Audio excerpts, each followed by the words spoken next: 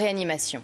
Le vaccin Pfizer et BioNTech va-t-il être autorisé en Europe avant Noël, c'est-à-dire avant une semaine? L'Agence européenne des médicaments pourrait trancher dès le 21 décembre, soit 8 jours plus tôt que prévu. Solène, oui, une annonce qui fait suite à de nombreuses pressions d'États européens, notamment de l'Allemagne, des pays qui font actuellement face à une nouvelle flambée de cas de la Covid-19.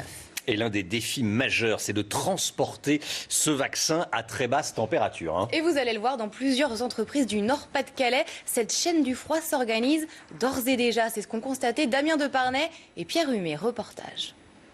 Ces bâtonnets de glace carbonique contribueront peut-être bientôt à résoudre la crise sanitaire actuelle.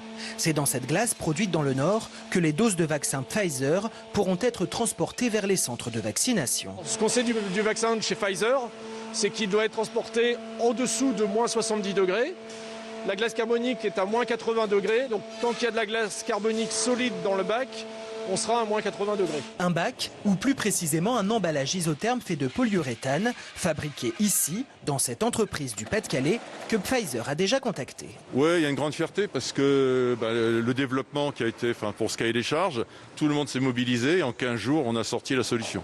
Et pour répondre à ce cahier des charges très précis, les emballages sont testés dans ces chambres froides.